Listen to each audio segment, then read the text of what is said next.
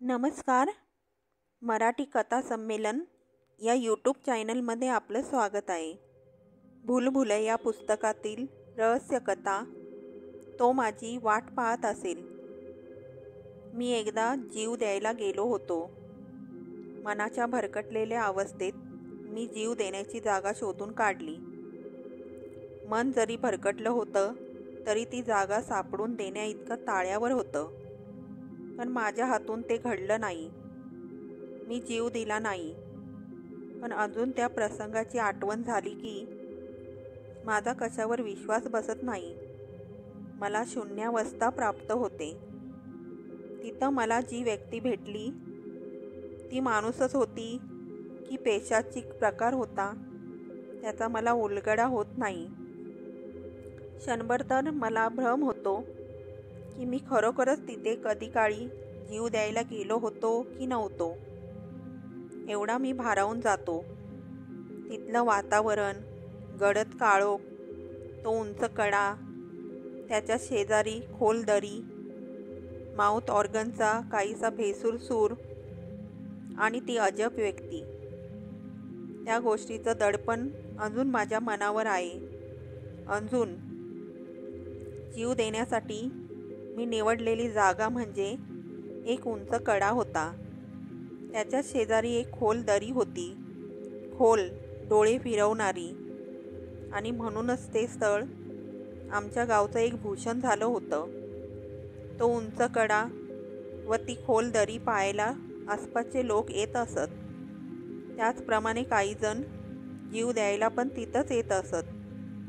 एखाद्याने मुद्दाम जीव दिला तरी तो पाय घसरून पडला असेल असा पाहणाऱ्यांचा समज होई. त्या दृष्टीने जीव देण्यासाठी ती योग्य जागा होती. मी पण तीच जागा पसंत केली होती. मिट्ट काळोख पडला होता. रात्रीचे 9:30-10 वाजले होते. ते स्थळ आता निर्मनुष्य झालं असणार या खात्रीनं मी त्या ठिकाणी पोचलो.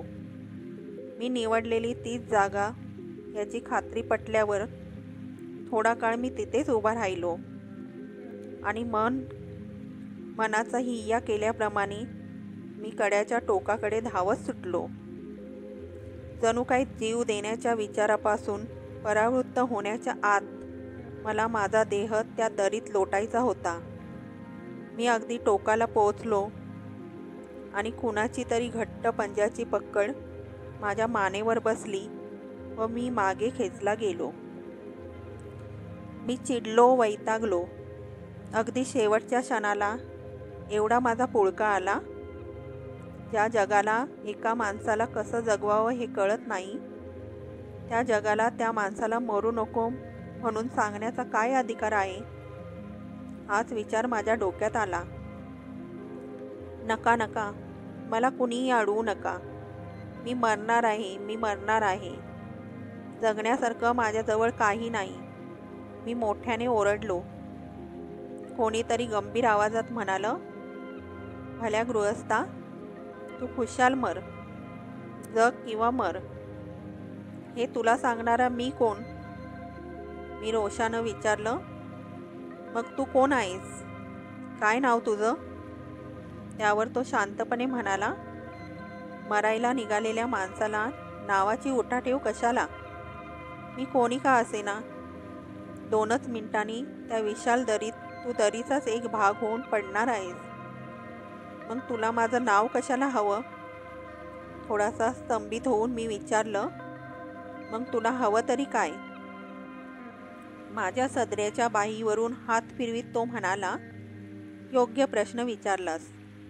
तुझ्या अंगातला सदरा रेशमी दिसतो आहे. हाताला गुळगुळीत लागतोय. मी तुटकपणे विचारलं, मग त्याच्याशी तुला काय करायचं आहे? निर्विकारपणे तो म्हणाला, तुला तरी याचा काय उपयोग? तू तर आता मरणारच ना. त्या कड्यावरून उडी घेतल्यावर ठेचकाळत ठेचकाळत त्या दरीत पडशील. हा भारी सदरा फाटून जाईल. तेव्हा एवढा सदरा मला काढून दे व मग खुशाल उडी टाक. मी तुला अडवणार नाही. तू घालशील हा सदरा? मनाची चलबिचल लपवीत मी विचारलं. छा, मला गरिबाला रेशमी सदरा काय करायचा आहे? मला माझा फाटका गंजी फ्रॉकच बरा आहे. तेवढेच 1-2 रुपये माझ्या पोरांना होतील. तुला मुलं आहेत? नसावीत काय? मग आता मुलांना सोडून एवढ्या रात्री तू इथे कशाला आलास? जीव द्यायला निघालेल्या माणसांच्या वस्तू मागायला, तो रुक्षपणे म्हणाला. छे, खरं वाटत नाहीये. अविश्वासाच्या स्वरात मी म्हणालो. अहो राव, जगात खूप गोष्टी खऱ्या वाटत नाहीत. तुम्ही कधी काळी जीव द्याल असं मागे कुणी सांगितलं असतं तर तुम्हाला ते खरं वाटलं असतं काय? जाऊ दे, सदरा काढून देता ना? मला थोडी चीड आली. मी इकडे जीव द्यायला निघालो आहे आणि हा निर्लज्जपणे मला अडवून माझ्या वस्तू मागतो आहे. काय माणूस आहे हा?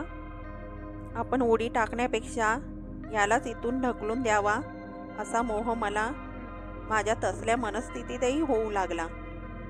त्याच्याकडून सुटका करून घेण्याच्या निमित्ताने मी सबब मांडली. वा वा, मी काही उघडा होऊन मरू काय? पण तो आणखीन वस्ताद निघाला. जिद्दीला पेटल्याप्रमाणे त्याने विचारलं, अरे बाबा, तू जीव दिल्यानंतर तुझं प्रेत सापडल्यावर पोलीस ते फाडून बघतील, ते तुला समजणार आहे काय? आणि तू जन्माला आलास तो काय सदरा घालून? आपलं प्रेत फाडलं जाणार ही कल्पना मला सहन होईना. कड्यापासून दूर होत मी म्हणालो, तू एक और प्राणी दिसतो आहेस. अशी जात मी पाहिली नव्हती. तू काहीच न पाहता चालला आहेस. आत्महत्या करायला निघालेल्या माणसाच्या वस्तू मागून घेऊन त्या विकून मी जीवन मजेत घालवतो आहे. आयुष्यातली गोडी चाकतो आहे. कडवटपणा पचवतोय. आणि रेशमी सदरा घालायची ज्याची ऐपत, तो तू जीव देतो आहेस. मग और जात माझी की तुझी? पण ते जाऊ दे. मला जास्त खोलात शिरून काय करायचं आहे? सदरा काढून देतोस ना? खरोखरच त्या जातीचा माणूस पाहिल्यावर मला माझ्यातला दुबळेपणा जाणवला. कुतूहलाने मी विचारलं, तुझा हाच व्यवसाय का? माझ्या प्रश्नाकडे दुर्लक्ष करीत तो म्हणाला, आणखीन तुझ्याकडे काय आहे रे मला द्यायला? माझ्याकडील वस्तूंचा प्रामाणिकपणे अंदाज घेत मी म्हणालो, माझ्याकडे एक सायकल आहे. अरे वा, तुझ्याकडे सायकल पण आहे का? मग माझी चैनच झाली म्हणायची. जणू काय ती सायकल त्याला मिळालीच अशा आविर्भावात तो म्हणाला, सायकल घेऊन तुला काय करता येणार आहे? अरे पुष्कळ करता येईल. गल्ल्या गल्ल्यातून कलईवाला असं ओरडत हिंडता येईल. सकाळ संध्याकाळ वर्तमानपत्र विकता येतील. एखाद्या लॉन्ड्रीवाल्याशी करार करून घरपोच कपडे देता नेता येतील. काय वाटेल ते करता येईल. मरण्यापेक्षा कसंही जगण्याचा मार्ग उत्तम. कधीतरी ऊर्जित अवस्था येईल. मृत्यूत ती पण आशा नाही. पण जाऊन दे, मी माझ्या युक्त्या सांगणार नाही. सदरा काढतोस ना? आणि सायकलचं काय झालं? मला उत्तरादाखल काहीच बोलता येईना. त्या व्यक्तीचा चेहरा पाहण्याची मला अनिवार्य इच्छा झाली. मी त्याला ओढीत म्युनिसिपाल्टीच्या कंदिलाखाली नेलं. मला तुझा चेहरा तरी नीट पाहू दे. का रे, तुझा जीव देण्याचा विचार बदलला वाटतं? माझा सदरा आणि सायकल गेलीच म्हणायची. अरे रे, पुन्हा मागची पुनरावृत्ती. मागं काय झालं होतं? हळूहळू माणसात येत मी विचारलं. एक बाई अशी जीव द्यायला आली होती. तिचा प्रेमभंग झाला होता. मूर्ख साली. तिच्या पायात सुंदर सँडल्स होत्या. मी त्या मागतात तिने त्या काढून दिल्या. पण त्या वेडीला नीट उडीच मारता आली नाही. तिथेच खाली एका झुडपात अडकली व मग लागली केकटायला. मीच वाचवली तिला. तेवढ्याच यातनेवरून तिला मृत्यूची भीषणता जाणवली असावी. तिचा जीव देण्याचा विचार बदलला व मग माझे आभार मानीत ती परत फिरली. माझ्या सँडल मात्र बुडाल्या. चांगले 2-3 रुपये मिळाले असते मी थक्क होऊन त्या व्यक्तीकडे पाहू लागलो. एका बाईचा जीव वाचला त्याच्या आनंदापेक्षा त्याला सँडल बुडाल्याचं दुःख वाटत होतं. त्याच्या तुटलेल्या उजव्या हाताकडे माझं लक्ष जाताच मला आणखीन एक आश्चर्याचा धक्का बसला. अरे, तुला एकच हात आहे वाटतं. हो, ती एक मजाच झाली. काही दिवसांपूर्वी गरिबीला कंटाळून एक हातगाडीवाला इथे जीव द्यायला आला. हातगाडी इथेच टाकून त्याने जीव दिला. ती हातगाडी मग मी वापरली. पण इथे कुणाला लेकाला सवय होती. 14व्या दिवशीच अपघात झाला. ट्रक खाली सापडलो. उजवा हात गेला. तो हकीकत सांगताना त्याचं लक्ष माझ्या पेनकडे गेलं. अरे वा, तुमच्याकडे पेन पण आहे का? छान छान, ते पण मला होईल. डाव्या हाताने मी आता लिहायला शिकलोच आहे. मी त्याच्याकडे बावचळून पाहू लागलो. माझ्या नजरेचा अर्थ त्याने ओळखला असावा. मिस्टर, जीवन जगण्यासाठी आहे, मरायचं तर आहेच. ते कुणाला टळणार आहे? विजयी होण्यापेक्षा यशस्वी रीतीने झुंजण्यालाच महत्त्व आहे. क्षुल्लक गोष्टी न मिळाल्याने माणसं जीव देतात. मजा आहे, झालं. आपल्याजवळ ज्या गोष्टी आहेत त्या त्यांना विशेष वाटत नाहीत. त्याचे विचार मला पटू लागले. बेकारीच्या यातना व जीवनातील इतर दुःख फक्त मीच सहन करतो आहे असा मला अभिवेशन होता. माझं मन फार हळवं आहे. माझ्या इतकं दुःख कोणीच सहन केलेलं नाही या प्रोढीत मी होतो. आणि म्हणूनच दुःखाची परमावधी झाली असं जेव्हा माझ्या मनानं घेतलं तेव्हा मी जीव द्यायला आलो. पण ह्या सर्व गोष्टींकडे कवडी मोलाच्या किमतीने बघणारा माणूस मला भेटला होता. माझी संकटं मला काल्पनिक वाटू लागली. दुःख बेडगी वाटू लागली. तो पुढे सांगू लागला. एक 18 वर्षाचं पोरटं परीक्षेत नापास झालं म्हणून मरायला आलं इकडं. त्याला पाहून मला त्याची कीव आली. बडे बाप का बेटा दिसत होता. हातात घड्याळ होतं, सँडो कंपनीचं. मी ते मागतात त्याने मला काढून दिलं. पण त्याला परावृत्त करण्याच्या दृष्टीने मी म्हणालो, हा वेडेपणा करू नकोस. माझा बाप उलट्या काळजाचा आहे. मी नापास झालो हे कळताच मला घरातून हाकलून देईल. तरीसुद्धा तू जीव दिलास तर त्याला धक्का बसेल. शक्य नाही. परीक्षा बघायची आहे? अवश्य. मग तू इथंच लपून बैस. तुझ्या बापाला मी खोटच जाऊन सांगतो की तू जीव दिलास म्हणून. बघतो कसा छातीपिटीत येतो ते. तो लपून बसला व मी त्याने दिलेल्या पत्त्यावरून मी त्याच्या घरी गेलो आणि खरोखरच त्याचा बाप व इतर नातेवाईक माझ्या पाठोपाठ धावत आले. बाप तर उरबडबडीत खाली उतरण्याची तयारी करू लागला. शेवटी त्या मुलाला तो प्रकार बघवेना. तो मग बाहेर आला व त्याने त्याच्या वडिलांचे व माझे पाय धरले.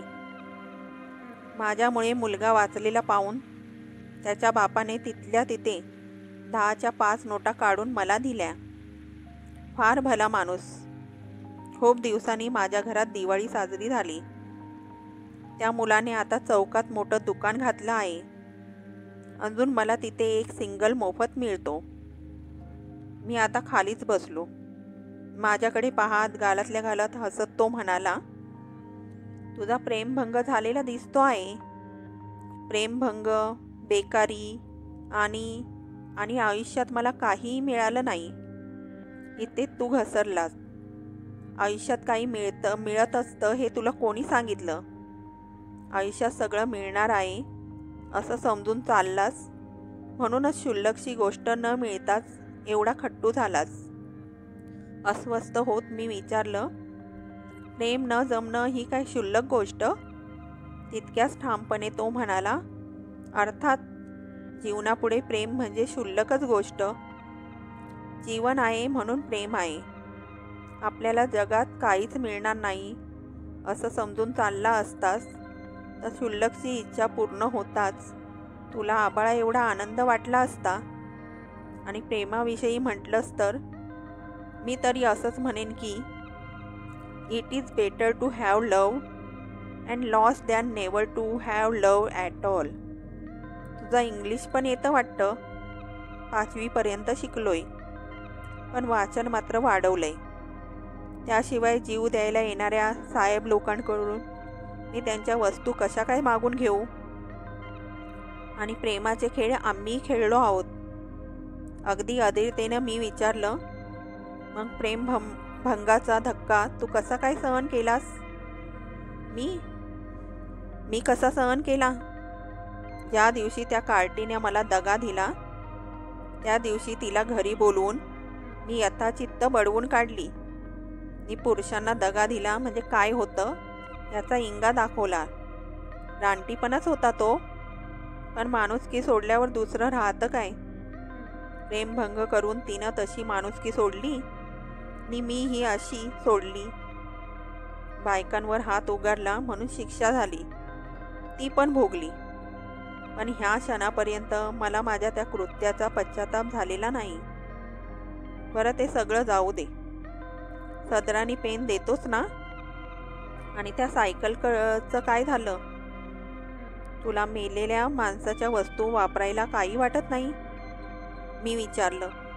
अहो राव, मेलेल्या माणसाच्या वस्तूच काय, पण त्यांचा एखादा अवयव तोडून तो जरी बसवता आला असता तरी मी त्याची पण मागणी केली असती जीव देणाऱ्याकडे. आपले सगळे अवयव योग्य जागी चांगल्या स्थितीत असणं हे काय कमी भाग्याचं लक्षण आहे. ती श्रीमंती काय कमी आहे. पण ते तुला नाही समजायचं. त्यासाठी तुला माझ्यासारखं थोटं व्हावं लागेल. माझ्या अव्यग्र शरीराकडे माझं आता लक्ष गेलं. इतक्या उशिरा जमेची बाजू देखील दुसऱ्याने दाखवून द्यावी लागली याचं मला वाईट वाटलं. एवढं चांगलं शरीर मी दरीत लोटणार होतो केवळ बेकारी व प्रेमभंग यापायी. मला दोन्ही गोष्टी क्षुल्लक वाटू लागल्या. मला नवीन विचार मिळाला होता. त्या विचाराच्या पित्याकडे मी पाहिलं. मला तो माणूस वाटेना, कुणीतरी निराळा वाटू लागला. अशा तऱ्हेच्या विचारांचा मानव अस्तित्वात असेल असं मानायला माझं मन तयार होईना. कशावरही विश्वास बसेना. तो खरोखरी माणूस होता का माणसाची जीवनाबद्दलची आसक्ती प्रवृत्ती मानवरूप घेऊन मला परावृत्त करायला आली आहे हेही मला कळेना. मला थोडी भीती वाटू लागली. मी जीव द्यायला आलो आहे हेही मला खरं वाटेना. एवढा वेडेपणा करायला मी धजलो कसा याचंच मला नवल वाटू लागलं. तो माझ्याकडे पाहतच होता. माझ्या भरलेल्या शरीराकडे निरखून पाहत त्याने विचारलं, व्यायाम करतोस वाटतं. छे, कधीच केला नाही. आणि तरी तुला इतकं चांगलं शरीर मिळालं आहे. भाग्यवान आहेस. त्याच्या तुटलेल्या हाताकडे पाहत मी विचारलं, तुझा हात तुटल्यावर तुझं काहीच अडलं नाही. वा, असं कसं म्हणतोस. मला आता बासरी वाजवता येत नाही. तरी पण मी हल्ली माउथ ऑर्गन वाजवू लागलो आहे. तू जेव्हा आता उडी मारशील तेव्हा मी माउथ ऑर्गन वाजवणार आहे. पार्श्वसंगीत म्हणून सिनेमात असं वाजवतात म्हणे. तो जोरजोरात वाजवू लागला. वाजवताना तो रंगात येऊन वेडावाकडा नाचूही लागला. तो मानव नव्हता. जीवनातल्या आशा आकांक्षाचं पिच्छाचं होतं ते. मानवाची जीवनाबद्दलची लालसा होती ती. हा विचार मनात येतात मी घाबरलो. तो भयान अंधकार, तुटत जाणारा कडा, खोल दरी, त्याचं बेसूर वादन व नृत्य. मी टरकलो. एक एक पाऊल मागे सरकत सरकत मी उलटा फिरलो. मात्र कड्याकडे नव्हे तर आलेल्या वाटेकडे.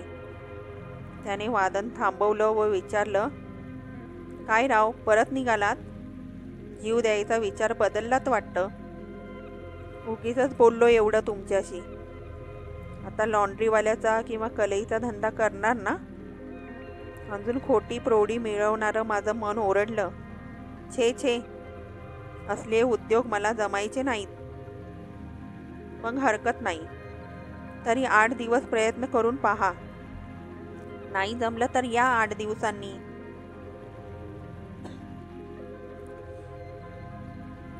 याच जागी हात सदरा घालून या. पेन आणा आणि सायकलवर बसूनच या, म्हणजे वेळ लागणार नाही. मी वाट पाहतो आहे. ऑर्गनचा आवाज गंभीर अंधार कापू लागला. मी परतलो. या घटनेला कैक दिवस लोटले आहेत. जीव द्यायला जाण्याचा वेडेपणा मी कधी काळी केला होता हेच मला खरं वाटत नाही. मी पुन्हा गेलो नाही तिकडे. कदाचित तो माझी वाट पाहत असेल. अंजुल,